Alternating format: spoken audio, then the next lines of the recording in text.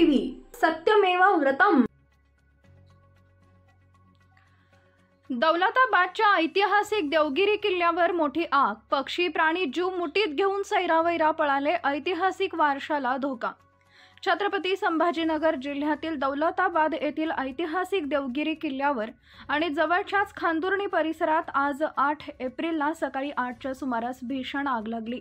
काही वेळातच आग वाढत जाऊन अवघ्या किल्ल्याला आगीनं वेढा दिला। गवत झाडे खाक झालीच, पण किल्ल्यावरील मोर, लांडोर, माकडांसह अन्य प्राणी पक्षी जीव वाचवण्यासाठी सैरावैरा धावू लागली। त्यांनी किल्ल्याजवळील शेतात आश्रय घेतला। अनेक लहान मोठे जीव आगीत भस्मसात झालेत। किल्ल्याच्या ऐतिहासिक वारसालाही मोठा धोका निर्माण झालाय। अग्निशामक विभागाच्या गाड्या येईपर्यंत उपाययोजना कुचकामी ठरल्या होत्या। काहींनी सांगितले की आगीला कालाकोट मधून सुरुवात झाली। वाऱ्यांमुळे आगीची व्याप्ती वाढून किल्ल्यानं चारही बाजूंनी पेट घेतला। बारादरीच्या छतावरील जुने लाकडी तुळे व सज्जही आगीत खाक होण्याची शक्यता व्यक्त होतीये। आगीची माहिती मिळताच दौलताबाद पोलिसांसह भारतीय पुरातत्व विभाग आणि अग्निशमक दलाचे कर्मचारी तातडीनं धावून आले।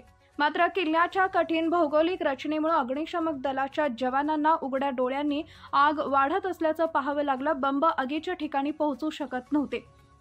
पुरातत्व विभागाकडे अंतर्गत फायर सेफ्टी सिस्टीम ही नव्हती।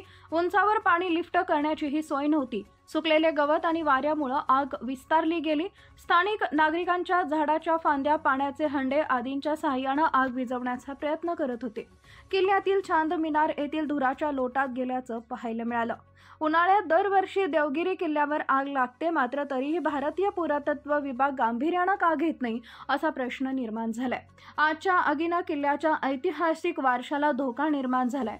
अद्याप या आगीचं कारण कळू शकलं नाही। मात्र एवढा मोठा किल्ला, देश प्रदेशातून यावर पर्यटक येतात, तिकीट घेऊन किल्ला पाहतात। किल्ल्याला मोठ्या प्रमाणात उत्पन्न देखील आहे, तरी देखील किल्ल्यावर आग विझवण्याची प्राथमिक साधनं देखील नसावीत ही पुरातत्व विभागाची